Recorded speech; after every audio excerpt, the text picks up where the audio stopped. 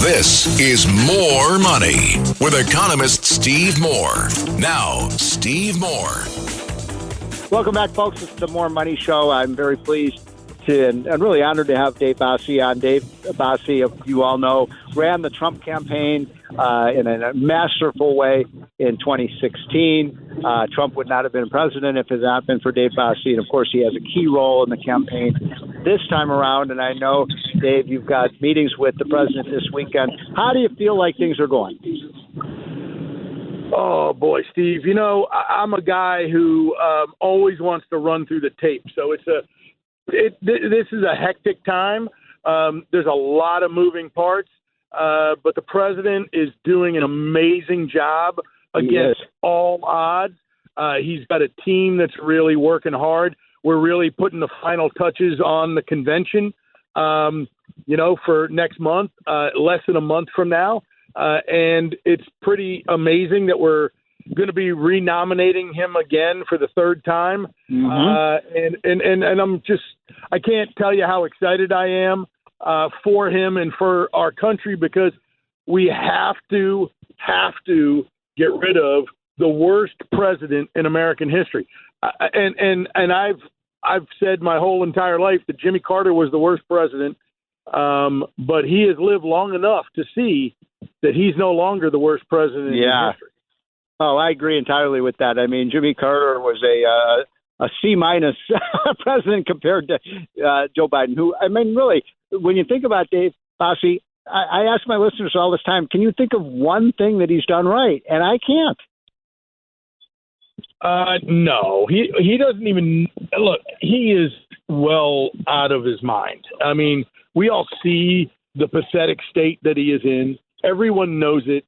The White House won't admit it.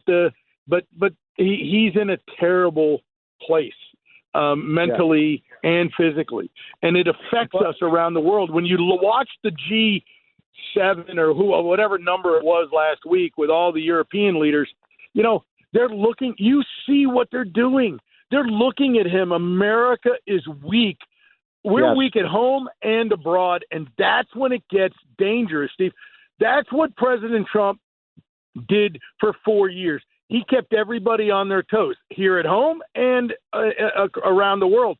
They didn't know what he was willing to do, and that is the power of peace through strength. And so whether it's Afghanistan, the Middle East, Ukraine, you name it. We have wars going on around the world that were not happening under President Trump. So just on that level alone, it's a different world. If you look at the economy, which is your, bailiwick, I mean, it is unbelievable the tatters that the American economy is in right now, when Donald Trump handed him an economy on a silver platter 3.5 years ago. No question about it. In fact, the economy grew by 11% in the second half of 2020. It annoys me to no end, Dave Bossie, when Biden says, I inherited a disastrous economy. No, he didn't. He didn't. It was on the mend big time. And then Biden actually slowed it down. I would just disagree with you on one thing, Dave.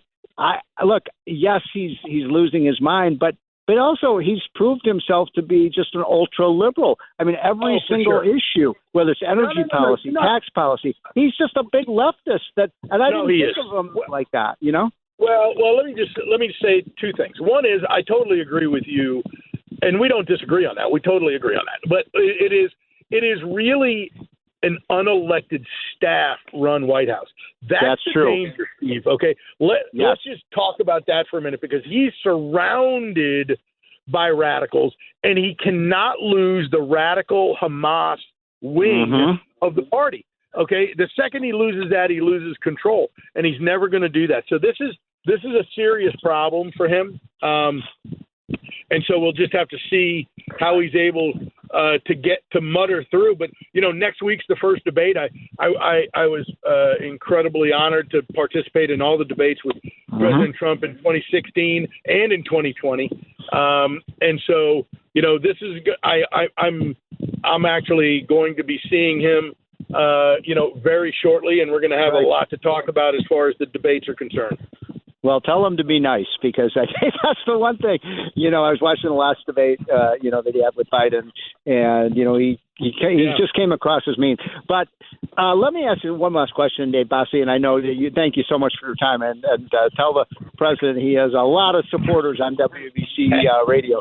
But absolutely, I'm kind of, believe it or not, I'm kind of rooting a little bit for Biden in this debate. I don't want him to fall flat on his face, and I think you know why I don't want him to, because I think if he does, the Democrats are going to, I think they're going to kick him off the ticket. Yeah, but I don't know, Steve, as a guy who's a technician in this business, it would be incredibly difficult, legally very difficult, politically very difficult to replace him. And then the question is, let's just say you removed all of those obstacles. Who do you replace him with? The person with lower approval ratings, Kamala Harris? What are you doing? And then that's a good point.